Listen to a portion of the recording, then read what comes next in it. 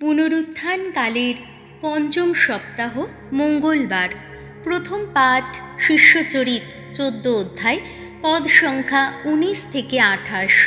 গ্রীকভাষী বিধর্মীদের কাছে পল আর বার্নাবাসের বাণী প্রচার ও মণ্ডলী প্রতিষ্ঠা। পল আর বার্নাবাস যখন লিস্ট্রা নগরে বাণী প্রচার করছিলেন, সেই সময় আন্তিওক ও ইকনিয়ম থেকে কয়েকজন ইহুদি হঠাৎ সেখানে এসে উপস্থিত হলো। তারা এসে জনতার মনোভাব সম্পূর্ণ পাল্টে দিল। লোকেরা তখন পলকে পাথর ছুঁড়ে মারতে লাগলো। শেষে তিনি মারা গেছেন মনে করে তারা তাকে শহরের বাইরে টেনে নিয়ে গেল।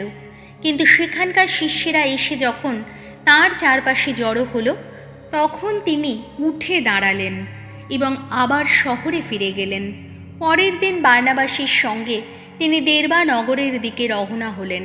সেই শহরে মঙ্গল সমাচার প্রচার করে এবং বহু লোককে শিষ্য করে তারা আবার ফিরে এলেন লিস্ত্রায়, তারপর ইকনিয়মে এবং শেষে আন্তিওক নগরে।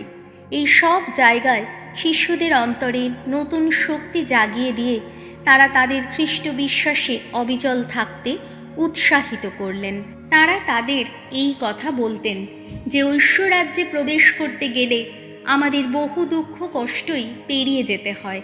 প্রত্যেকটি মণ্ডলীতে শিষ্যদের জন্যে তারা কয়েকজন প্রবীণকে নিযুক্ত করলেন এবং উপোস করে প্রার্থনা করে সেখানকার সকলকে সমর্পণ করে গেলেন সেই প্রভুরই হাতে, যার প্রতি তারা বিশ্বাসী হয়ে উঠেছিল। তারপর পিসিদিয়া প্রদেশের মধ্য দিয়ে গিয়ে তারা পামফিলিয়া প্রদেশে এসে উপস্থিত হলেন। সেখানে পেরগা নগরে বাণী প্রচার করার পর তারা আত্তালিয়া বন্দরে নেমে এলেন আর সেখান থেকে জাহাজে আন্তিওখের দিকে যাত্রা করলেন। যে কাজ তারা সবে সেরে এসেছেন, সেই কাজ করবার জন্যে তাদের একদিন এই আন্তিওখেই আশীষদাতা ঈশ্বরের হাতে ন্যস্ত করা হয়েছিল। সেখানে পৌঁছে তারা মণ্ডলীর সকলকে সমবেত করলেন এবং তাদের দিয়ে ঈশ্বর যা কিছু কাজ করেছেন আর বিজাতীয়দের সামনে তিনি কেমনভাবে বিশ্বাসের দ্বার উন্মুক্ত করে দিয়েছেন, সবই তারা তখন বর্ণনা করলেন। তারা সেখানকার শিষ্যদের সঙ্গে বেশ কিছুদিন থেকে গেলেন। প্রভুর বাণী। শাম সঙ্গীত ধুয়ো। হে বিশ্বরাজ, চিরদিন আমি গাইব তোমার নাম। ওগো ভগবান, তোমার সকল সৃষ্টি গাইবে তোমারই গুণগান। ভক্তদের কণ্ঠে শোনা যাবে তোমার প্রশস্তি গান। তোমার রাজত্বের গরিমার কথা প্রচার করবে তারা। সকলকে শোনাবে তোমার কর্মশক্তির কাহিনী। ধুয়ো। হে বিশ্বরাজ, চিরদিন আমি গাইব তোমার নাম। মানুষকে তারা জানাবে তোমার শক্তিদীপ্ত শতকীর্তির কথা, জানাবে তোমার রাজত্বের উজ্জ্বল গরিমার কথা। তোমার রাজত্ব চিরকালেরই রাজত্ব, তোমার প্রভুত্ব বিরাজমান যুগে যুগান্তরে। ধুয়ো। হে বিশ্বরাজ, চিরদিন আমি গাইব তোমার নাম। আমার মুখে সর্বদাই জেগে থাকুক ভগবানের বন্দনা গান। সবার কণ্ঠে বাজতে থাকুক তাঁর পুণ্য নামের প্রশস্তি গান, চিরদিন চিরকাল। ধুয়ো।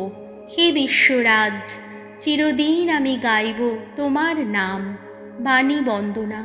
জয় মৃত্যুঞ্জয়, জয় তোমারই জয়। খ্রিস্ট যিনি যন্ত্রণা ভোগ করতে হবে তাঁকে, পুনরুত্থিত হতেই হবে তাঁকে, তবেই চিরমহিমায় ভূষিত হবেন তিনি। এই তো ছিল ঈশ্বরের চিরকালের বিধান।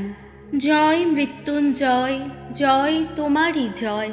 যোহন রচিত মঙ্গল সমাচার 14 অধ্যায়, পদ সংখ্যা 27 থেকে 31। তোমাদের জন্যে শান্তি রেখে যাচ্ছি, তোমাদের দিয়ে যাচ্ছি আমারই শান্তি। অন্তিম ভোজের সময় যিশু তার শিষ্যদের এই কথা বললেন, তোমাদের জন্যে শান্তি রেখে যাচ্ছি, তোমাদের দিয়ে যাচ্ছি আমারই শান্তি।